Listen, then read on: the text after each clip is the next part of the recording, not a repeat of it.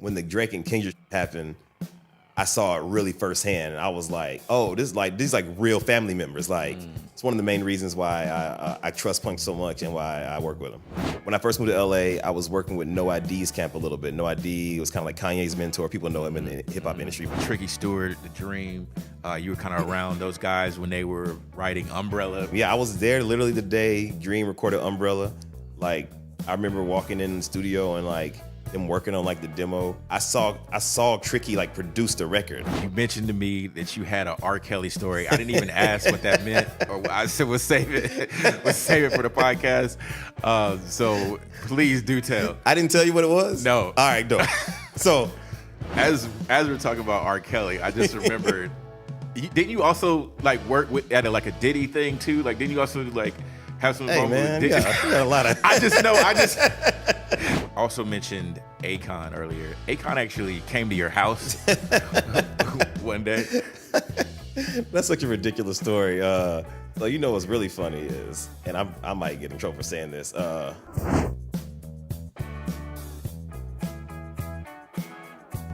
He has worked with big name artists like SZA and Akon. He even tells me he has a story involving R. Kelly. I have no idea what that means, but we're going to find out.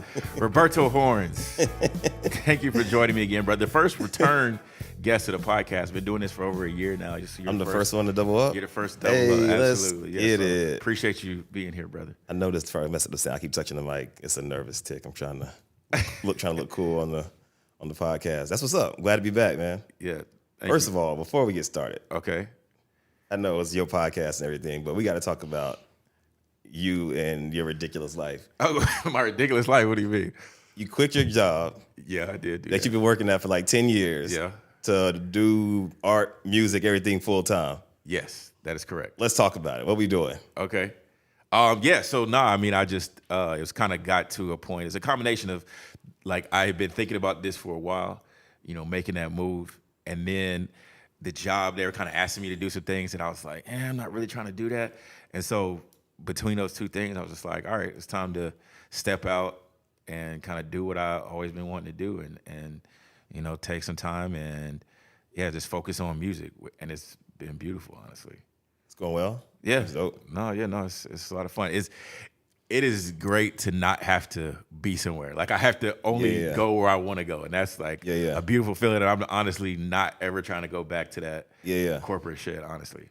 Man, all right. Shit. It's tough. That's the entertainment business, and I'm sure that's what we're going to talk about that. The entertainment business has broken my heart too many times for me to like trust it, I guess. Yeah. So I'm always like, man, I gotta have a job. You know me, I keep like 3 jobs. Yeah. Some of them are music related, some of them are like entertainment stuff. But I got like 2 regular jobs and like a couple other side hustles. Like I get to it. But man, congratulations, I guess is in order. Yeah, that's dope. Yeah, I mean, I think it's definitely not for the faint of heart. Like, you have to really like, it's locked in. It's faith. You were locked in. It's totally faith, for sure. And I don't have everything figured out. And for your audience, you didn't have like a regular job. You had like a career. Like, it wasn't like you didn't quit McDonald's. You worked at a news station for like 10 years. You won an Emmy. Like, you've been doing this for like 20 years almost. Well, yeah. So I was working at NBC Los Angeles. Started there in 2013. Yeah, that's 12 years. So that's 12 crazy. years. So yeah, no, and it's been a great ride. But yeah, it was just time. That's dope, man. To do what I really want to be doing and like focus on the music, because at the end of the day, I'm starting to feel like more and more is that like focus is the name of the game. Like, the more you can focus on, a particular thing, like the more you can accomplish. You know what I mean? That's super dope, man. I'm very proud of it and proud of you for doing it, at least jumping out there and doing it, because you always hear people like, you got to take the leap. You got to do it. Right. I'm shook. So that's super dope. Oh, well, thank you, bro. Thank you. So let's get into it. As I said earlier, you've worked with some big name artists. You had the opportunity to do that, and I think that's super dope. And I feel like lessons to be learned from that. So let's start with SZA. Well, first of all, you started working with SZA because you worked with Punch. Yeah. And you started working with Punch because basically you shot him a tweet, essentially, because of Twitter, basically. Right. So It was during the pandemic. Like you said, like I said, I keep a job or two.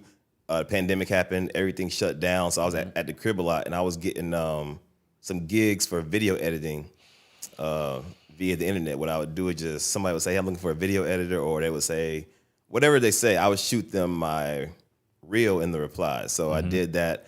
I got hired to do something for Amazon. I got hired to do something for a couple other people. I shot a Dell commercial, like Dell, the computer company, with Yara Shahidi from Blackish, straight just through Twitter. Dope. And so it was working. I did the same thing with Punch. I linked up with him, started working with him and his team. So basically, he sent out a tweet. It was like, "Hey, I'm looking for." He sent out a tweet talking about making a movie. Okay. And I literally sent a tweet saying, "Let me do the editing and put my reel in the reply." And my reel's like, it's like 2-3 minutes, but it's got like the best parts of all my like 10 years of video stuff. So like, all the coolest stuff I do, especially like all the cool effects and stuff. So I sent him that. He hit me up that night. He was like, "This is dope." And then either the next day or the day after, I met him in his office, and all of his crew, the Roomful of Mirrors, with like Daylight and Juice and Ichiban and all those guys, all in the office/studio together. Like I said, it was just COVID, so everybody was just kind of like in like one big room, like just thugging, like. And so I started going there every day. I did a lot of video content with him, and I started doing music with them, producing songs, writing songs, playing instruments on songs. And then last year, so that was 21. And real quick, for people who may not know, Punch, president of TDE, Oh, yeah. helped find Kendrick Lamar, and bring him up. Manages SZA, and some other big name artists. So just for people who may not know, so this is what short about. version TDE, one of basically the founding member with Kendrick and Black Hippie, like Schoolboy and all them, and then discovered SZA and has been managing her and basically helps run her career for the past 10 years that she's been like killing the game. Yeah. And so that's how I got into like their system. And so when you say I work with SZA, I haven't done any music stuff with SZA, Right. But I've done some cool video stuff. Right. And y'all did some stuff in Hawaii, like some video stuff. Yeah. So she was there working on.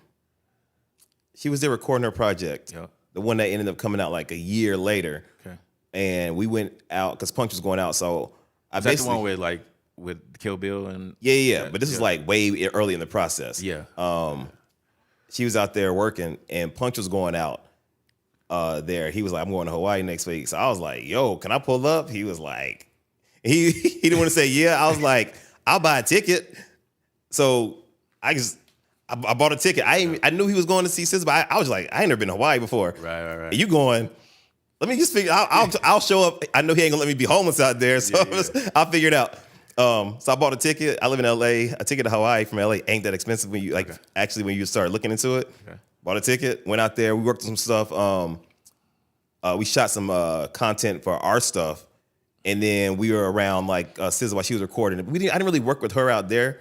I was like in the studio, like just being around, but I didn't really work with her out there. Okay. Most of it happened when we came back, and like the last 2 months of her recording and finishing up the project before it came out. So the project came out in December of 23. So let's say from like October 23 to December 23, I was just in the studio every day with them. Nice. And recording her, finishing up the last records. I was recording playbacks she was having for different streaming companies and publishers. So like big meetings. The CEO of RCA Records is in there. One of the coolest things that I captured, and it was really dope, and really a testament of like how valuable Punch is. It was Punch, the engineer Rob, who's also like one of the main producers on the album. Like the other 3 or 4 producers she works with all the time, Cody, Carter, and I guess Rob is the other one, and her other manager Melissa, which is all in the room, just basically putting the album together and like sequencing, track list, what songs are good enough, not like good or bad, like what songs fit in what pocket, like what 3 songs should go together. So when you listen to SOS, the SZA album, it's all like meticulously crafted. I ain't really have a lot to do with it. I was in there recording and filming it, and I kind of made like, there was really no plan. Punch just like start recording. I started recording, and I kind of made my own documentary out of it.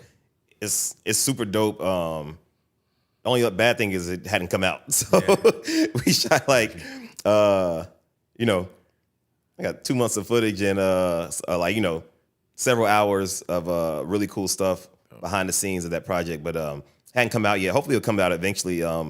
Even if it comes out in like 10 years, like the Kanye thing did. I think it's called Genius. Even if it comes out in 10 years, I'm still super proud of it. It was really cool to watch the process, and I'm sure her fans will be very happy to see it one day. Hell yeah. What did you pick up or learn from watching that process?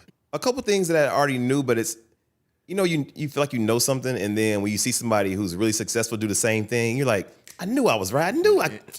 And so I saw a lot of reproduction of records, meaning they'd have a song and they'd have a beat, and then like a day before they send it to get mixed, Rob the engineer's like, yeah, we're gonna replay the drums on this tomorrow. And it's like, yo, the song getting mixed tomorrow. He's like, yeah, we changing the drums.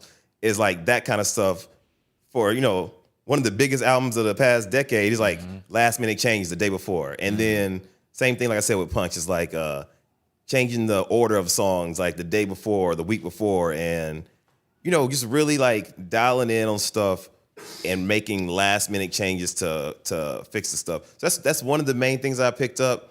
Another main thing I picked up is that Sis is just incredible. Like, I was already like a giant fan. She's already like my favorite artist in terms of at least my like one or two favorite artists in the game. But her songwriting is just stupid. Like, it's unmatched. That's why she's so successful, in my opinion. Like, everything else is to be talked about, but the songwriting is what makes her stand out. And you can't manufacture that, no matter how hard you try. That's a God-given ability that for her, like, to be that good at writing songs. So yeah.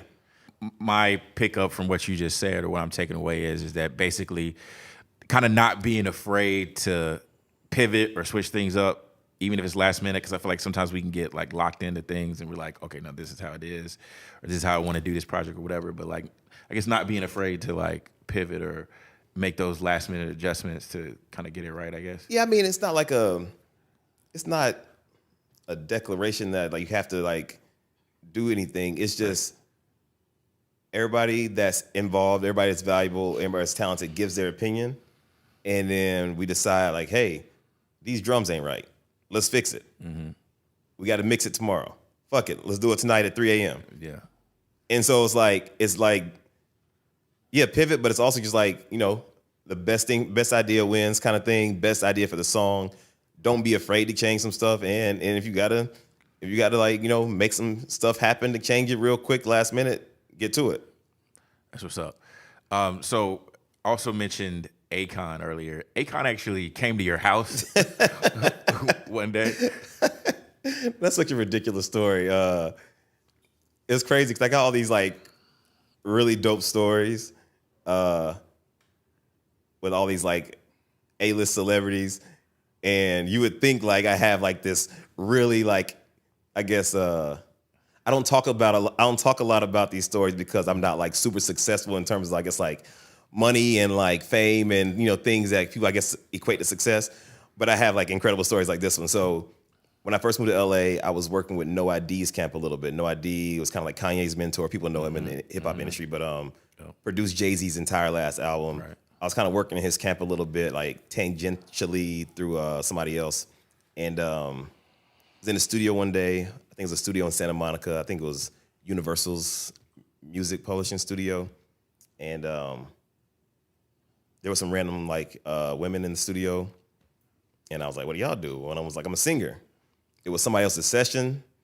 So we couldn't really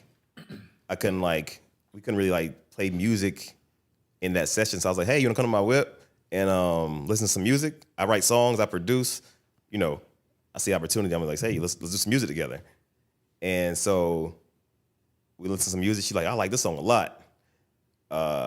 So we set up a time to record it. She came to my crib later to record the song, and we started working together. And like within like the first week of us working together, she was like, she's like, she's sitting in my house, and I lived like in Culver City at the time, which is like, if you don't live in LA, between Hollywood and the airport is Culver City. So you kind of go through Culver City to get to the airport, kind of. And she was like, on a random weekday, she's like, hey, do you mind if Akon stops by? I'm like, what? Yeah, whatever. Pull up. An hour later, Akon pulls into my driveway in like a black Escalade. Wow. I think by himself, because nobody else came to my house. She went outside to get him. He came in my crib, my 1-bedroom guest house apartment. And we listened to this song we recorded. And he was like, this is dope. Sounds like a Maroon 5 song. I was like, thank you, man. Appreciate it. I played him like 2 or 3 ideas. He said it was dope. And then they went outside to talk for a second. He dipped. I guess he was on his way to the airport. And he was leaving town or something, but they were linking up before he left or whatever.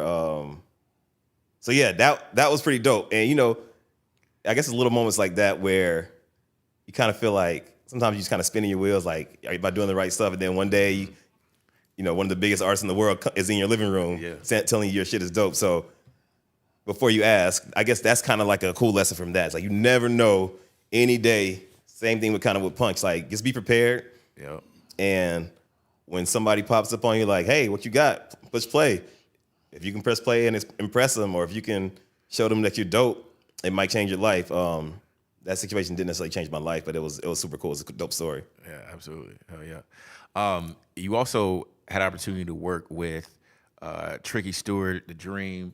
You were kind of around those guys when they were writing Umbrella, which was a massive massive hit song. Talk about that. Yeah, so that's kind of how I started my career. I went to college in Atlanta, and my first internship was working for Jermaine Dupri's dad, but it was in an office.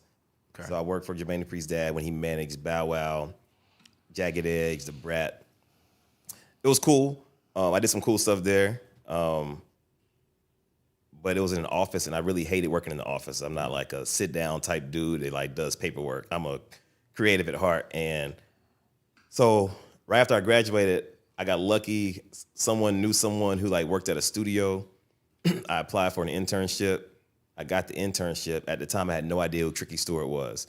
At the time, he had like some big records, but he wasn't like a super producer like Timbaland or Swiss Beats, because he wasn't like saying his name on songs. But he had done, that song Case of the X by Maya? Yeah. What you gonna do when you can't say no? He had done that song. Okay. He had done a B2K song that was really big. He had done a couple Britney songs, but not like any of the giant ones. He had done one big single. I think the one with Madonna, actually, which was big, but it wasn't like a smash. Right. I didn't know who he was, though. And I was like, and I studied, like, I know who all the producers are. I had no idea what this dude was. I started working there, interning there. It's his like family's company. So his brother's his manager, his sister-in-law is like part of the management team. So I'm working there, interning. It turns into a job, which is super dope. And 6 months into it, it was kind of like just like a writing camp all the time. The Dream was there. Esther Dean was there. Oh, wow. Tayo Cruz was there. Oh, wow. Tricky. And they kind of just came in every day and wrote songs to these dudes' beats. But it was kind of like that was it. It was like that was kind of the thing. And then another guy had another room across the way. But there was 4 rooms. It was kind of like 2 or 3 of them were like kind of empty at all times. And then like 6 months into me working there, I started in July. And in January of 2007, Dream wrote this song called Umbrella. Wow. And everything changed, like almost overnight. Like within like a month after that, because the song, I want to say like he wrote the song in January. The song came out in like May-ish, but before the song came out, like everything changed. Like all these celebrities started coming in, other artists started coming in, all these executives started coming in. They started going on trips to LA to do stuff and record other people. This was in Atlanta. This is when I lived in Atlanta. Yeah. So yeah, it got crazy real quick. But I was there literally the day Dream recorded Umbrella. Like I remember walking in the studio and like them working on like the demo. And the coolest thing I saw from that is I saw Tricky like produce the record. because a lot of people know Umbrella, the main drum loop, the famous drum loop, is a sample. It's like a stock loop from Logic. Okay. And so I didn't see like the very beginnings of it when like Dream initially started and Tricky first had the drum pattern. But I saw later when Tricky was like playing the keys on it and at the end adding those extra synths and stuff. And I was like, oh, this is dope. You can like, as long as you have like the idea of the record and the record's good, you can always change the beat. You can always add stuff at the end. You can always like reproduce around it. And that's like, I guess the biggest thing I learned from working on like, and kind of observing Trick is like, I think back then, if you heard like a Tricky beat, a lot of people wouldn't say this dude makes like the best beats ever. Like when you think of like Timbaland or like Just Blaze, like they make like some kind of like standalone incredible beats. But I think the coolest thing about Tricky is that he just makes like the best songs. And so he could like take any song that's really good and recraft it with the beat behind it. But I don't think the beat has to like be this like unique thing that's like amazing on its own. And I think that's the biggest thing I learned is like producing records isn't about how good a beat sounds before the song. It's like if the song is amazing, the writing of the record, then finishing it and putting it all together is way more important in my opinion. Here's a question. Did you know, like when you first were hearing Umbrella, did you have a sense that it was going to be big? Because I asked that because I remember I was interning at a radio station back in the day, and the music director played Apple Bottom Jeans for me and was like, yo, this is about to go crazy. I was like, what? It's like, it's all right, it's whatever. Like, and I could not have been more wrong. So I'm just curious. So you know what's really funny is, and I might get in trouble for saying this. So I used to have a group chat with like me and like a couple other my boys who like we're all trying to like kind of come up in the industry, like producers and writers, like 3 or 4 of us. And they're actually really successful now, so I won't say their name either.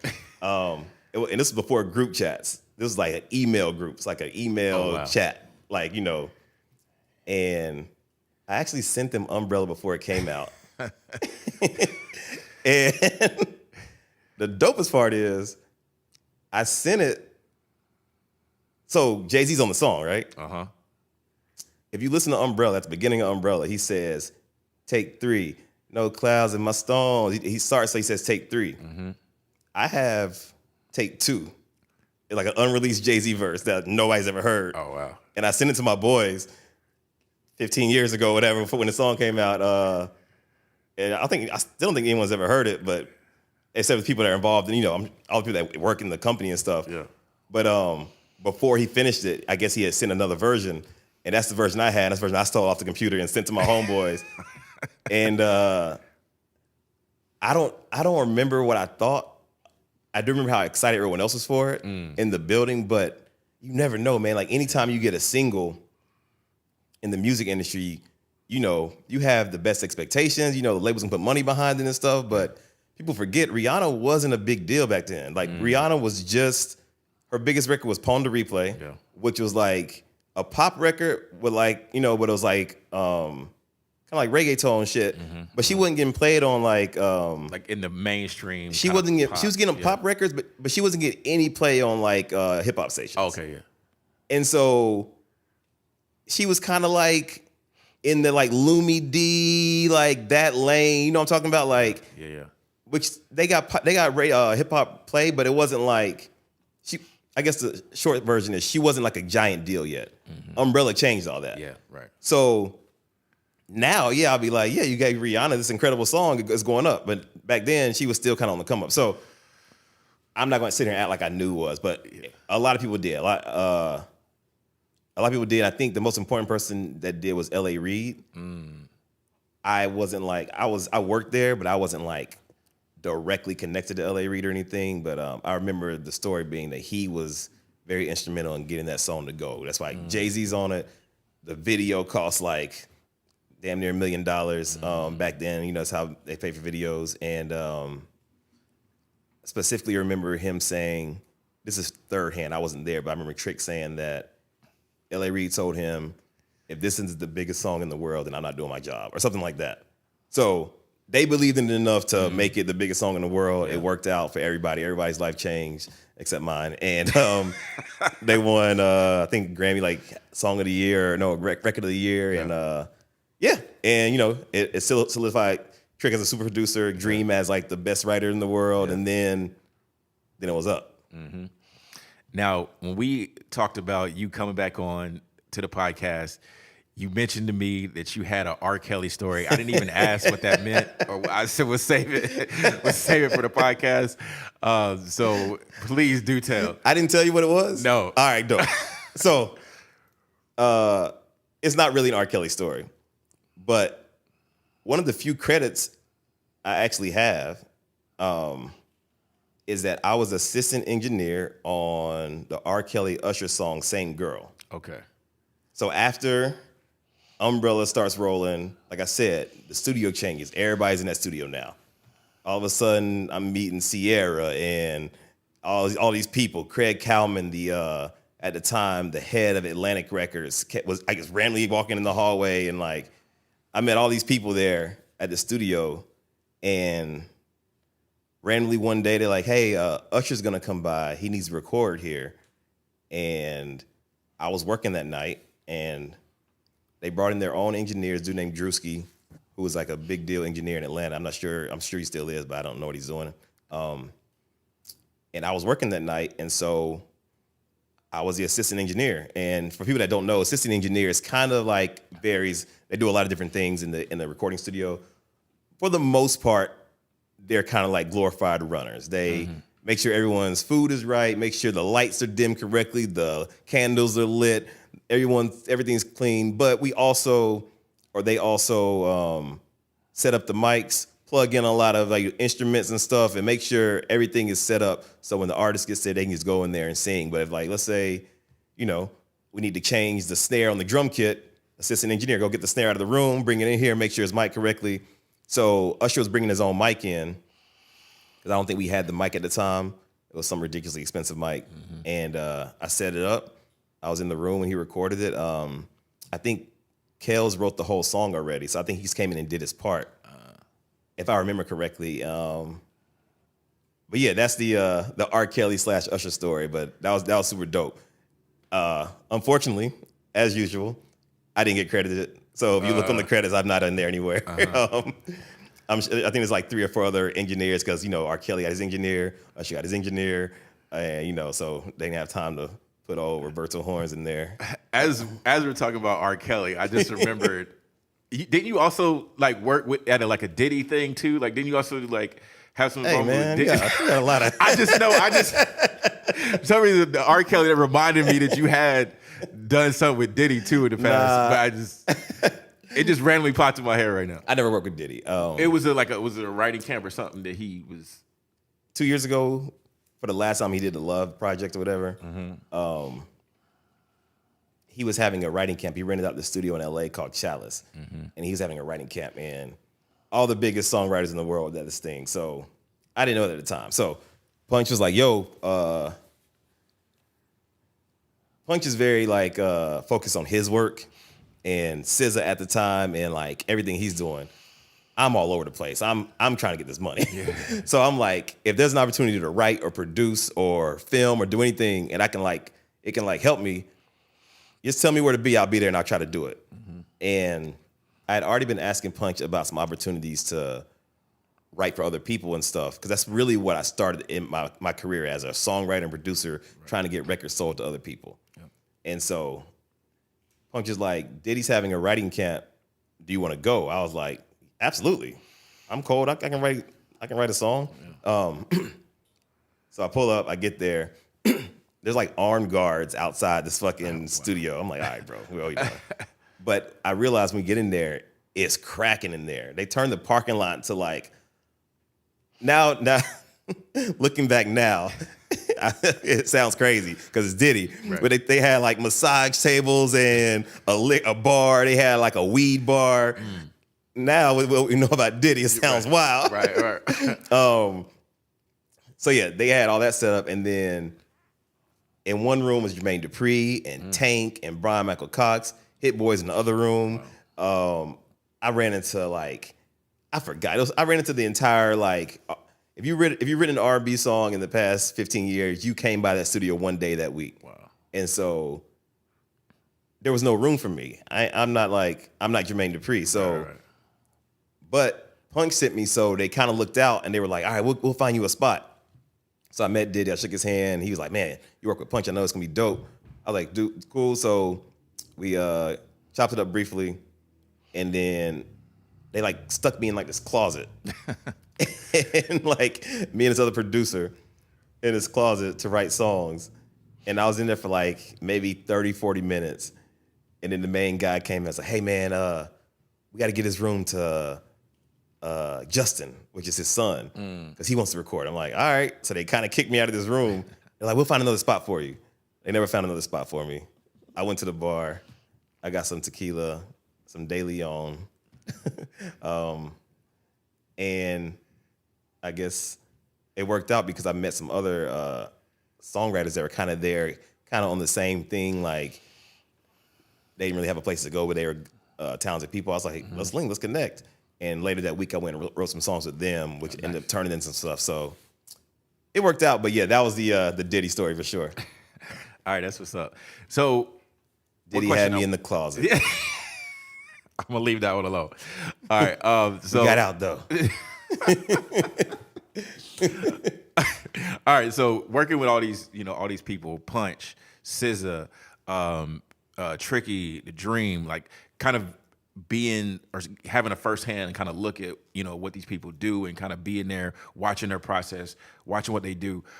Are there any common characteristics or traits that you would say that you've observed in these people, or just maybe traits that they had individually, like I said, either individual traits or traits that they all had in common that might explain why they are as successful as they are? Everybody's different. Yep. Some people are just incredible musicians and have incredible ears. That's what Tricky is. He's a musician just through and through. He happens to run a successful business as well, but he is a musician. I didn't really work with Puff, but Puff isn't like a musician like that. Puff is a business person. Yeah. He can spot talent, obviously. Yeah. But I think that's the difference there. I think who else did we mention? Like Punch, SZA. Yeah, I mean, Punch, man, like you work like very. Yeah, I close work with Punch and to work this with day. A lot. Yeah. Punch is like the most unique person I've met in the music industry because he's really, really selfless. He's probably like the best person, and by person I mean like actual human being that I've met in the music industry too. I've worked with a lot of people, and a lot of trash people, and a lot of greedy people, and a lot of like people that are very opportunistic. Yeah. And if you know anything about TDE and how they were built, it's really like a family business. Punch is literally related to Top Dog. And Kendrick and all those dudes, they started working with them when Kendrick was like 14, 15, like young. And so it's really, really organic, and it's really family-based, and it's really loyal, and you don't see that shit in the music business. That shit is very, very rare. Like, and so not that that makes, anybody more or less successful. It's just super unique to me. But that's why I think they have such long careers at TDE. Like a J-Rock or a Schoolboy Q, who like they don't have like these giant number one smash records, Right. but they got 15-year careers. Yeah. Because they built like something for real. They built like real audience and real like following, and it's really based on quality versus just like kind of like flash. And and if something doesn't work, if you sign to like a record or like a big record label and you put out an album and it don't have no big hits on it and something don't work and you spend some money on some shit, they'll probably give up on you. They'll be like, we spent a couple $100,000 on Broadway's project and the shit didn't work. Let's get them out of here. Or they'll just hold on to you and shelve you until whatever. But if you working with TDE and punching them is like, nah, these are our people. This is our clip. We not giving up on like something because it didn't work. And so I knew that, but then when the Drake and Kendrick shit happened, I saw it really firsthand, and I was like, oh, these like real family members. Like it's like it's a difference, and I haven't seen that before in the music industry, and it's one of the main reasons why I trust Punk so much and why I work with him. In what way, you said when you saw the Drake and Kendrick, in what way did you see that it was a family atmosphere? Well, situation? Kendrick wasn't signed to TDE anymore. He's not signed to TDE anymore. His last project, the Mr. Morale project, was his last project on TDE. So I honestly hadn't met Kendrick before. And then when the beef stuff started, like Punch and Top and all of them are in the Not Like Us video, like it damn near felt like it was a TDE thing. Like, and Kendrick's not signing them no more. Yeah. But that's his family. Those are like his people. And so that's like just seeing them like rally around him and like talk like as if he's still signing them, even though he's not, is like precisely what I mean. Yeah. Yeah, no, that's crazy. I feel like when a lot of times, in a lot of cases, when labels and artists part ways, there's bad blood. You know. Absolutely, yeah. So yeah, no, that is very cool to like see that and hear that. Yeah. Dope. All right. So I also wanted to ask you about your artist stuff, and we talked about this some on the first time you came on the podcast, but that's been like almost a year. So I definitely think that some of it is worth talking about again, and that is your promo boxes and some of the ways that you promote your music. I feel like is really cool. So definitely talk about that.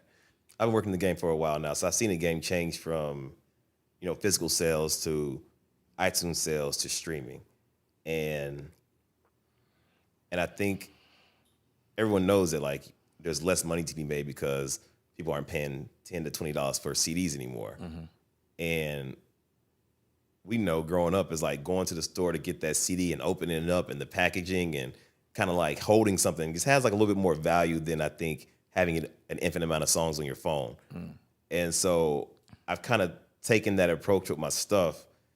And so whenever I put out something I'm really excited about, like a song or a project, I try to make something physical, not to necessarily sell, but to give to people or to send out to my fans or just supporters or even people I just meet, so they can like have something tangible to hold, so it doesn't disappear to their phone. Even if they throw it away, it still was something they got from me. But for the most part, I try to design things that don't get thrown away. So I had a song called Hunting Season. And so I printed these promo boxes that are like camo. I didn't print these, actually. I bought these that are camouflage, and then put a little bottle of Jaeger in there, but I changed the logo to like my actual like album logo or the song logo. And I put like some toy binoculars I bought off Amazon. And then most importantly, I put like a bunch of other stuff in there, like some refrigerator magnets and some stickers. And all these things have like, I think these are the most important because these stick around. Every time I go to my friends' houses, every time I go to like studios I've been to, I see these on like the fridge. I see these on people's laptop screens, on people's bags and stuff, because once you give it to somebody, they usually put it on something and it stays there. People don't change the mags on the fridge that often. So that's kind of like the short version. And I always usually try to promote my next thing too. So like this is a promotion for my concert. This is a promotion for another concert. So if the song's coming out, let's say in February, and then I got a concert coming out in March, I send them this promotion for the concert with a QR code to buy tickets to the concert, yada, yada. You know what I mean? So it's just kind of cross-promoting all the shit I got going on based on one song or one like visual idea. No, I think that's super dope and key to like give people something to actually hold on to that they might actually see later. Because I mean, like, how many times do you, like, for example, if you're scrolling through like Netflix or whatever, and you come across a dope movie or whatever, you're like, oh, I forgot about that movie. That movie was dope. So it's like, I feel like it's like the same thing with your music. It's like somebody may have the intentions of checking out your music and then they forget, but then one day they see it on the fridge and like, oh yeah, this dude was dope. Let me go straight to music. Like I do pins like for the same like type of reason. So I have like pins with like my logo and stuff on them. And so same type of thing. It's like, maybe one day they might have forgotten to listen to the music, but then maybe one day they're using the pen, they're writing, and they're like, oh yeah, this dude's dope. Let me hit his Instagram or check out his music stream, whatever. Yeah, I don't know how valuable or how much it works. I just know that I just think at least trying it is worth it. And 100%. And like I said, if it's something that can kind of remind them, because let's be honest, like no matter how good your video, your song is, people are gonna see it once, maybe twice, especially like video stuff or content, and keep it moving, scroll to the next thing. If they like your song, they'll put it in their playlist and maybe listen to it.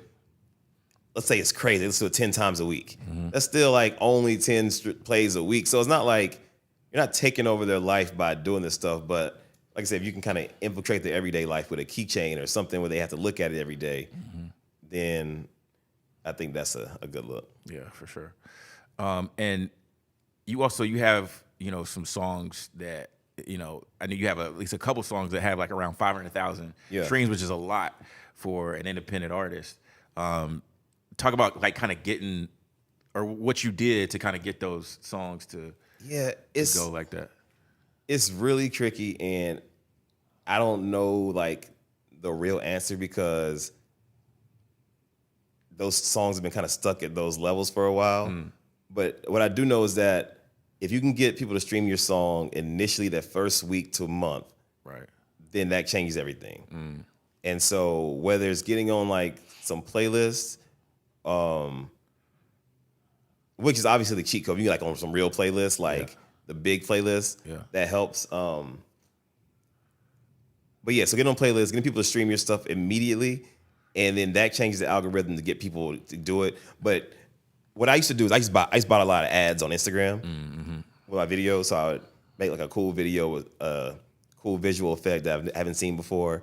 So like my song "Make Her Cry," which is one of the songs you're talking about, the opening shot is a girl's head in the fishbowl and she's crying, and the water's filling up as she's crying, and it's like a real girl. It looks like an actual person, and so I just figured out how to do it visually, and so I made that an ad on Instagram, and I ran that ad for 6 months, and I spent like a lot of money on it, and got people to click on it. It got me a lot of followers and a lot of clicks, and I was running it. I found a lot of success in like running it in Africa, and like, bro, this it was going so crazy in Africa. Some dude called me from Nigeria, because you can call people on Instagram, like through DMs. So I was accepting all the DMs because people were DMing like, this is crazy, this is dope. Some dude called me like 3 a.m. one time. I was like, all right, I gotta chill. I like, bro, you can't just be calling my phone, like, because I didn't realize you can just call somebody from an Instagram DM. That's insane. They gotta cut that out.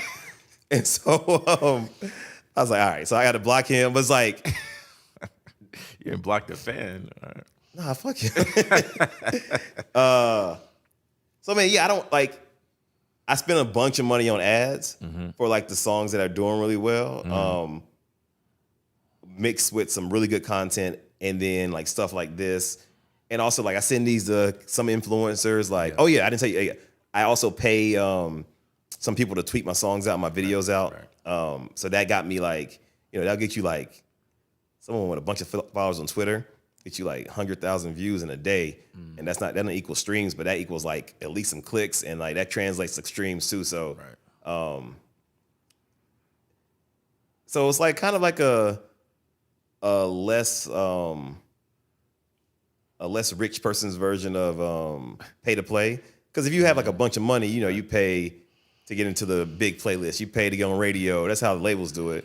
Yeah. But now we got the internet, so I can pay a guy I know with 200,000 Twitter followers, and his fans are actually more loyal than the fans of the random playlist on Spotify that's curated by the Spotify people. Yeah. His fans actually like fuck with him. So when he tweets it out, they be like, what is this? You like this? I like it then. Or at least I'll check it out. Right. At least I'll give it a shot. And so that's been a little bit of a cheat code. Mixed with good content and like some decent songs, like, that's pretty much it. All right, that's what's up. Any final closing thoughts for the people? Nah, man. What's I don't know. Ask me some more stuff. What time we got time or nah? We got a little bit of time. I mean, let's talk about some stuff. Let's talk about some music or something. Okay. Well, one thing we were going to talk about is that I did just do I had a chance to hop on a call with the guy who does the Managers Playbook podcast. Mauricio? Yep, His name? Mauricio Reeves, yep. So I had a chance to talk to him. It's a cool ass dude. Yeah, no. I met him a couple times. He dope. Yeah, no, it was cool. So I hopped on a call with him, and I thought, like, some of the things that he told me might be beneficial to other people as well. So I definitely wanted to kind of pass some of that along. And I would say his big things for me, or his, kind of advice, I would say kind of fall into 3 categories, I guess. So it would be branding, community, and then content. And so the branding piece of it, what I mean is I'm not necessarily talking about, certain colors or, a color palette or anything like that. It's more of, when he looked at like my Instagram, he was like, okay, what's your personality as an artist more so, and so I feel like that's something that I can do a better job of dialing in on. It's like, what is your personality as an artist and in the music, and how are you portraying that on the content and in the music? And so that's something that Is there an example of what that means? Like what does it mean, personality as an artist? Well, so I mean, he used the term archetype, and so there's these different archetypes, and he sent me this whole chart of thing. And I think I've seen him talk about it with another guy on his podcast. Yeah, he did actually have a guy recently on talking about that. And so it is something that I'm like diving more into. But I mean, I essentially translate it to, and this may not be the correct translation, but like your personality, like your, kind of what character traits kind of show through when you post content and when you, post your music or, in your songs. So just so I'm learning. So like, if I name an artist, would you be able to like tell me like kind of what he means? Like how you translate it to another artist? So if I say SZA and Tyler, the Creator, and Beyonce, like what are their personalities? If I had the archetypes here with me, like there's a whole list and I don't know them yet. Oh, I get what you're saying. So there's different ones. There's one that's called the artist, and there's one called the hero and the jester. And so I mean, I'd imagine like Tyler, the Creator might, just off the top of my head, might be the jester. Right. You know what I mean? And so there's different, and like I said, there's whole definitions of what each of those things mean. It's kind of like superlatives in high school. It's like the class clown, the most athletic, yes, the best dressed. So like, yes. So like Tyler's kind of like best dressed and the class clown together, because he does like fashion really well. Okay, I got you. Exactly. That's fire. Okay. Yes, and so that's a cool way to think about it. If you damn, we might have to do that. Yeah.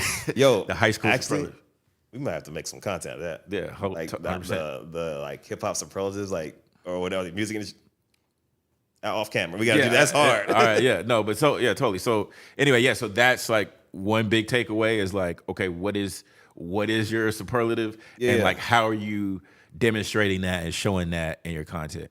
And then the other thing, the community piece of it, is how are you building a community around your music, whether that be email list, text list, Twitch, Discord. There's different ways to do it.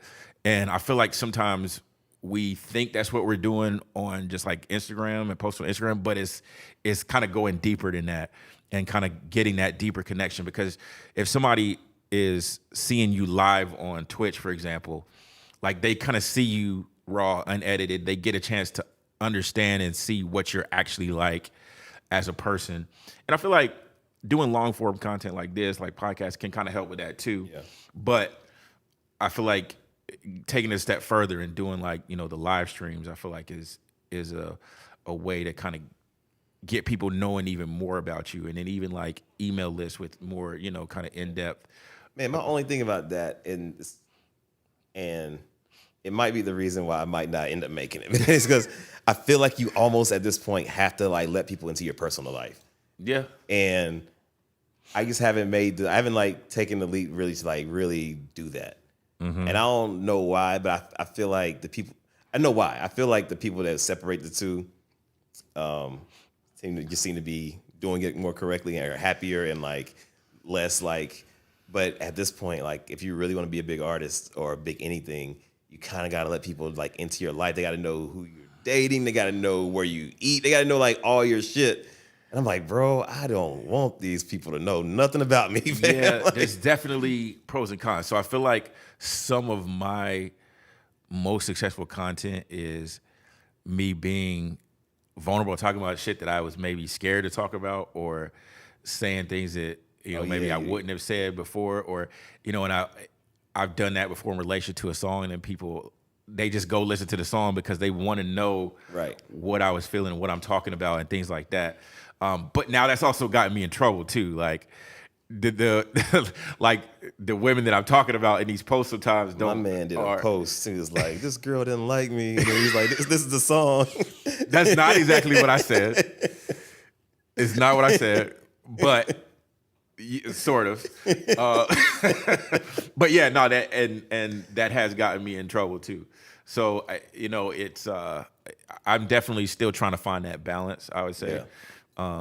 But I do think there is some level of like letting people in that kind of has to happen. Yeah, you're right, because we all got, especially like us, we all got songs about like our relationships and stuff, and like the people we dealt with. But if they don't know who the song is about, then they don't care. It's like, but when we know Kanye's talking about Amber Rose, be like, oh, this shit, Amber did that? Like, it's different. Yeah, so I think knowing the story and having like some context definitely matters. And yeah, it just makes it more relatable, and people feel like, oh, okay, I've been there. The more you can give them about a song, like it's like, I host like open mics and stuff like that, and I feel like the songs that I connect with more is like if people give me a good intro, like a story, like they say, oh, this is about the time that I did such and such, and it's a really interesting story. If that couple sentences they give me before they start the song is like compelling, then I'm listening to the song harder. I'm more into the song. Right. And so I feel like it's the same thing with, when you're posting social media content about a song or whatever it is, like, letting people kind of behind the curtain a little bit, can make people relate to it more, they care about it more. And so I think that's part of, I think the most important thing though is kind of building that community, and because then the people that feel like they know you are the people that when you drop merch, they're gonna cop it. Like those are the people that, when you put out a song, they're gonna go listen, they're gonna comment, they're gonna, you know what I mean? It's like I can tell, like from the podcast guests that I've had over the past year, like I can tell the ones that have like the community around them, because when I post on Instagram, for example, like their people comment on the post, like their people go to the YouTube and they comment, and they, you know what I mean? And so it's like I can tell when people have that community around them. So bro, I think that's this shit low key is all community. You're so right, bro. I went to the Beyoncé concert this weekend. Bro, that shit is like a cult. These people are wild. Like obviously Beyonce's incredible, but I don't like her last two projects, Cowboy Carter and Renaissance. I'm not like listening to those all the time. These people know every word to every song, every beat drop, every switch up. They in there crying. They like, and they, her daughter Blue Ivy was like the main dancer in the show. She got like a 5-minute standing ovation. I'm like, y'all don't even know this person. But they are going, but it's all community. They feel like they part of the family. Her other daughters on stage dancing. Hove came out.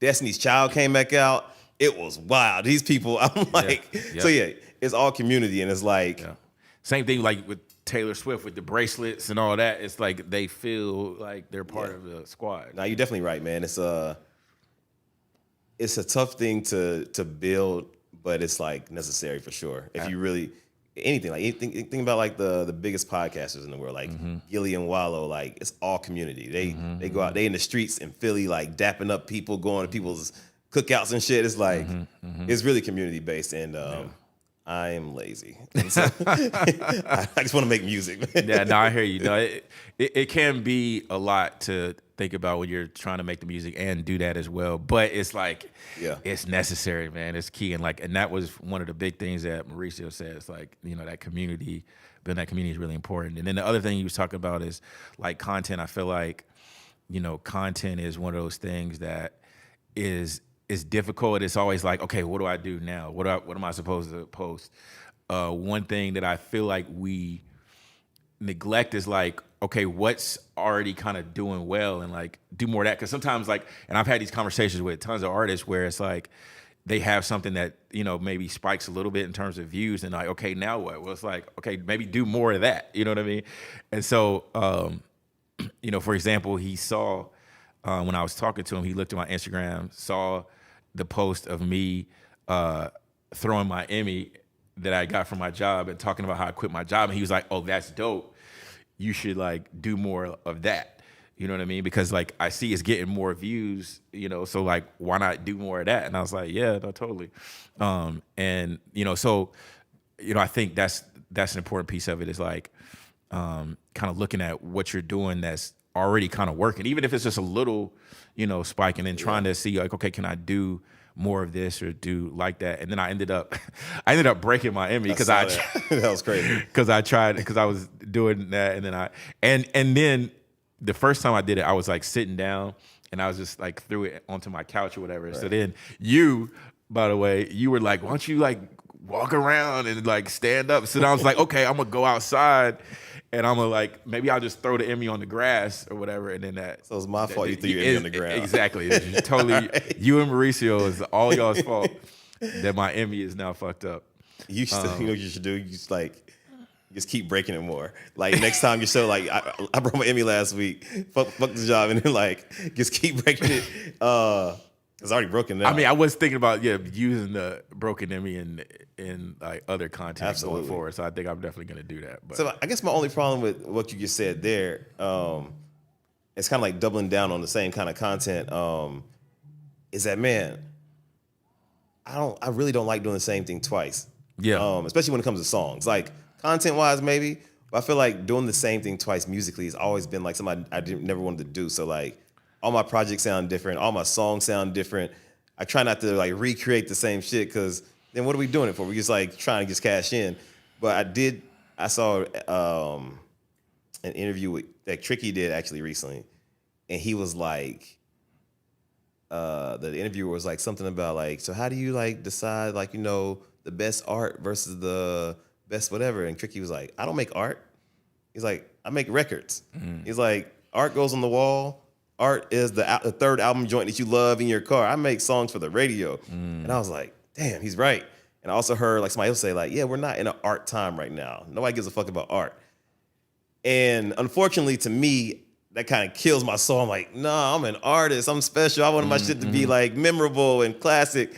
But that's not how it works right now. So I for me specifically, and maybe something we should talk about more, is I gotta get out of that mindset of like everything being art and precious and super important. And like if something's working, do that shit a million times. Yeah. And double down, triple down on it, and run it up, because it might be the thing that changes your life a little bit. Yeah, exactly. And I listen to a lot of, you know, successful business owners that have nothing to do with music, but they're just successful in business, because I feel like a lot of principles that work over here can also work over here. And that's something that they talk about all the time too, is like business owners like have success in one thing, and then are like, and they go, and these are like, you know, coaches and things like that, because they have a lot of business owners that come to them, and like these business owners will have, you know, something that's kind of working, and they're like, okay, what do I do now? And they're like, do more of what's working. You know what I mean? Yeah. And so like I feel like that's just a principle that, you know, so it's easy to neglect, because we're always like, okay, now what do I need to do now? And we're like, sometimes we're just all over the place.